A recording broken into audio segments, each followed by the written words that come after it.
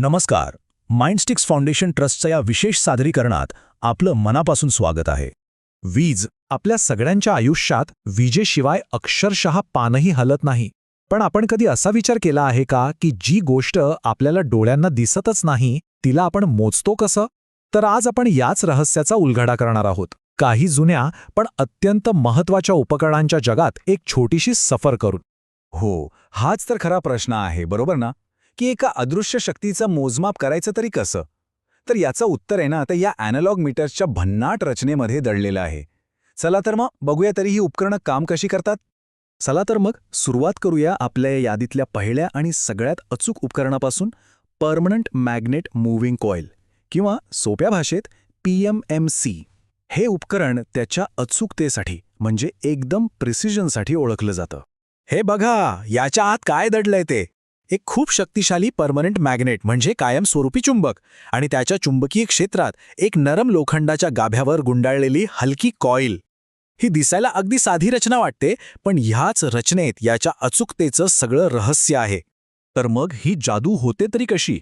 कल्पना करा, जेव्हा डायरेक्ट करंट म्हणजेच DC त्या कॉईलमधून वाहायला लागतो, तेव्हा ती कॉईल स्वतःच एक छोटासा तात्पुरता चुंबक बनते. आता आपल्याकडे दोन चुंबक झाले, एक कायमचा आणि एक हा तात्पुरता. आणि आपल्याला माहीतच आहे, दोन चुंबक एकमेकांना एकतर खेचतात किंवा दूर ढकलतात. याच शक्तीमुळे ती कॉईल फिरायला लागते आणि बस त्या कॉईलला जोडलेला काटा आपल्याला स्केलवर एकदम अचूक रीडिंग दाखवतो. किती सोपं आणि प्रभावी आहे, नाही का? पण थांबा, इथे एक छोटीशी अडचण आहे. हा जो काटा आहे तो योग्य रीडिंगवर जाऊन लगेच थांबत नाही, तो थोडा थरथरत राहतो. आता या थरथरीला थांबवण्यासाठी जी गोष्ट वापरली जाते तिला म्हणतात डॅम्पिंग. सोप्या भाषेत सांगायचं तर काट्याला स्थिर करणं. यासाठी दोन मुख्य पद्धती वापरल्या जातात. एक म्हणजे एडी करंट डॅम्पिंग आणि दुसरी आहे एअर फ्रिक्शन डॅम्पिंग. दोघांचा उद्देश एकच आहे, काट्याला लवकरात लवकर स्थिर करून आपल्याला अचूक रीडिंग द्यायची. तर मग PMMC बद्दल आपल्याला काय लक्षात ठेवायचं आहे? सगळ्यात महत्त्वाचं म्हणजे याचा स्केल एक समान असतो, म्हणजे रीडिंग वाचणं एकदम सोपं जातं. आणि हे खूप जास्त संवेदनशील असतं. पण याची एक मोठी मर्यादा आहे, हे फक्त आणि फक्त DC करंटवरच काम करतं. आणि हो, हे थोडंसं महागडं सुद्धा आहे. आता वळूया आपल्या दुसऱ्या उपकरणाकडे, मूव्हिंग आयन इन्स्ट्रुमेंट. याला आपण एक ऑलराऊंडर म्हणू शकतो कारण हे खूप बहुपयोगी आहे. मूव्हिंग आयन उपकरणं मुख्यत्वे दोन तत्वांवर काम करतात. एक आहे आकर्षण प्रकार, ज्यात कॉईलचे चुंबकीय क्षेत्र लोखंडाच्या एका तुकड्याला स्वतःकडे खेचतं, अगदी जसा एखादा मोठा चुंबक टाचणीला खेचतो. आणि दुसरा आहे प्रतिकर्षण प्रकार, ज्यात दोन लोखंडी तुकडे एकाच वेळी चुंबक बनतात आणि एकमेकांना दूर ढकलतात, जसं चुंबकाचे दोन सारखे ध्रुव एकमेकांना दूर ढकलतात. चला, हा जो प्रतिकर्षण प्रकार आहे ना, तो जरा जवळून पाहूया. इथे एक लोखंडाचा तुकडा स्थिर असतो आणि दुसरा फिरणारा. जेव्हा कॉईलमधून करंट वाहू लागतो तेव्हा हे दोघेही एकाच प्रकारचे चुंबक बनतात. आणि मग काय? ते एकमेकांना ढकलायला लागतात. हीच ढकलणारी शक्ती फिरणाऱ्या तुकड्याला आणि त्याला जोडलेल्या काट्याला पुढे सरकवते. आहे की नाही कमाल? तर मूव्हिंग आयनचा सगळ्यात मोठा फायदा कोणता? तो म्हणजे हे AC आणि DC दोन्ही प्रकारच्या करंटवर काम करतं. शिवाय याची रचना साधी, मजबूत आणि किंमतही कमी असते.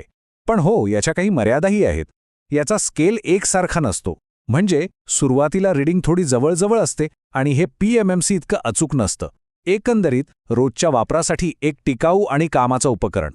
आणि आता येतोय आपला तिसरा आणि शेवटचा खेळाडू, डायनामोमीटर.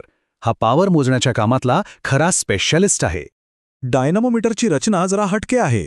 यात कायमस्वरूपी चुंबक वापरलेला नाही, तर इथे दोन प्रकारच्या कॉईल्स आहेत, एक स्थिर कॉईल आणि एक फिरणारी कॉईल. म्हणजे इथे सगळा संवाद चुंबक आणि कॉईलमध्ये नाही, तर दोन कॉईल्समध्येच होतो. याचं कार्यतत्व सुद्धा चुंबकीय क्षेत्रावरच आधारित आहे. स्थिर कॉईल एक चुंबकीय क्षेत्र तयार करते आणि त्याच वेळी फिरणाऱ्या कॉईलमधून करंट गेल्यामुळे ती सुद्धा स्वतःचं एक चुंबकीय क्षेत्र तयार करते. जेव्हा ही दोन क्षेत्र एकमेकांच्या संपर्कात येतात तेव्हा एक टॉर्क म्हणजे एक फिरवणारी शक्ती तयार होते आणि काटा पुढे सरकतो. डायनामोमीटर AC आणि DC दोन्हीवर खूप अचूक काम करतं आणि याचा सर्वात मोठा उपयोग म्हणजे पॉवर मोजणं. पण हे उपकरण खूप महागे आहे आणि थोडं नाजूक सुद्धा. म्हणजे हा एक हाय परफॉर्मन्स खेळाडू आहे, पण त्याची देखभालही जास्त आहे. ठीक आहे, तर आता आपण या तिन्ही उपकरणांची ओळख करून घेतली आहे. आता वेळ आहे या तिघांनाही समोरासमोर आणून त्यांची तुलना करण्याची, म्हणजे आपल्याला कळेल की कोण कशात सेरा आहे. हे बघा, ही एक स्लाईड सगळं चित्र एकदम स्पष्ट करते. PMMC फक्त डीसीसाठी बनले, पण त्याचा स्केल एकदम सरळ आणि वाचायला सोपा. मूव्हिंग आयर्न स्वस्थ, मजबूत आणि AC-DC दोन्हीवर चालणारं एक उत्तम ऑलराऊंडर. आणि डायनामोमीटर सर्वात महाग, पण पॉवर मोजण्यासाठी याला तोड नाही. प्रत्येकाची आपली एक खासियत आहे. तर मग ह्या सगळ्या चर्चेचा सारांश काय? अगदी सोप्या शब्दात, जर एकदम अचूक TC मोजायचा असेल तर PMMC शिवाय दुसरा पर्याय नाही. सर्वसाधारण रोजच्या AC किंवा DC कामासाठी मूव्हिंग आयर्न निवडा. आणि जेव्हा विषय पॉवर अचूकपणे मोजण्याचा असेल तेव्हा डायनामोमीटरच वापरायला हवा.